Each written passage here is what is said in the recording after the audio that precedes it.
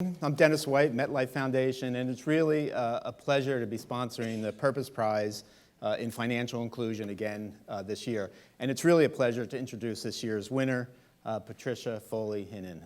At MetLife Foundation, we care deeply about financial inclusion, making sure that low-income populations around the world have the financial education and access to the financial tools, products, and services to improve their lives. As CEO of Capital Sisters International, Patricia has used her deep knowledge of microfinance, her strong commitment, lifelong commitment to helping women, and her knowledge of local markets to develop a financial product that delivers capital and hope together for women entrepreneurs. So we couldn't be any happier to recognize this important and groundbreaking work of Patricia and Capital Sisters. We'll introduce Patricia in one moment, but first, a short video on her activities. Thank you.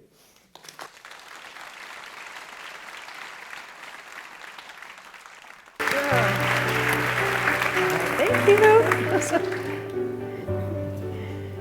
Patricia, we've met and we've talked, and I've seen the film, but then I heard the part again about I was climbing a 14,000-foot peak and it hit me. I could create an investment fund. We're not alike. They call that altitude sickness where I come from. And the other thing, the mining, I mean, hard rock mining, you fought for that job. You literally fought for that job. I did. Yeah. You're the kind of person who hears, someone says no, you hear go. Were you born that way? My mom said my first words weren't mom and dad, they were, why not? Okay. Why? Why do you do it? I do this work, you know, what gets me out of bed every day, because we all know this is not an easy road, is that we're missing right now 200 million females. The statisticians say we should have 50% male, 50% female, and we're short 200 million females in countries where they have infanticide, gender selection, poor nutrition for young girls. Because these cultures have this deep-seated bias for male children, they view females as an economic liability. So this is why it's so important that we empower women economically through entrepreneurship. And the way I see it, that liability is a lie about their ability. Love it. Let's fan that. Give us a quick course in the economics of a stick of gum. One of the very first loans that we made, it was such a joy. I mean, in a way, it was heartbreaking because the woman's life was so awful in every way. But when she got her loan from our financing, she was selling a stick of gum in the street market, juicy fruit, one stick at a time. And when she got the loan, the $100, she was finally able to sell the gum in packs of 5. And when those ran out, she was selling the 5 packs in packs of 12. So she was doing one stick of gum in one transaction, and then with a $100 loan, she was doing 60 sticks of gum in a transaction. Do the math on that. That's leveling the playing field. It's so exciting. If you do the math, how many women's lives do you touch? We've financed actually tens of thousands of microloans in 23 countries before I launched the bond initiative. And since then, we've funded 15,000 women.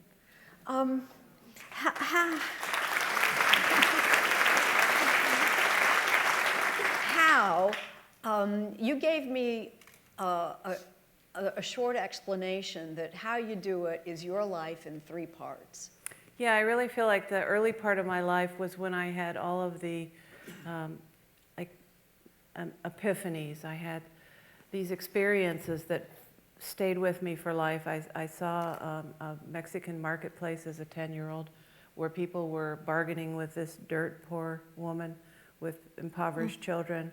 I worked with migrant workers, families when I was in high school, and then became involved in the civil rights movement and the human rights, women's rights, anti-war. And then I think really the epiphanies were my wonderful husband, 45 years since high school, Britt.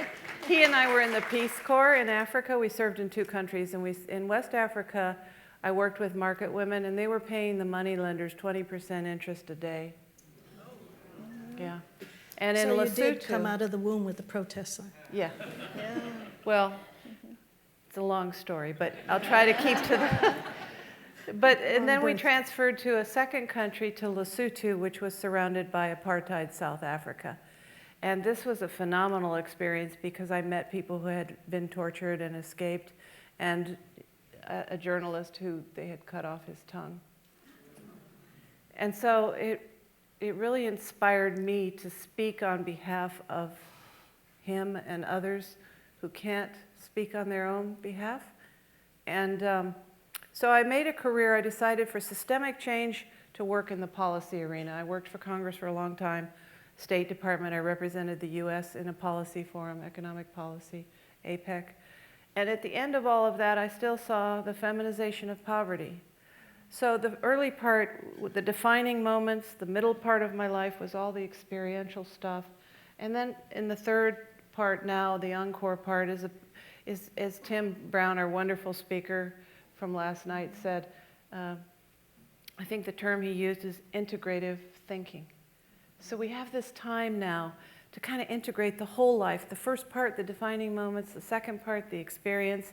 The third part was to sit back at the 30,000-foot level, or maybe you call it wisdom, I don't know. And you know, for me, I had worked across sectors.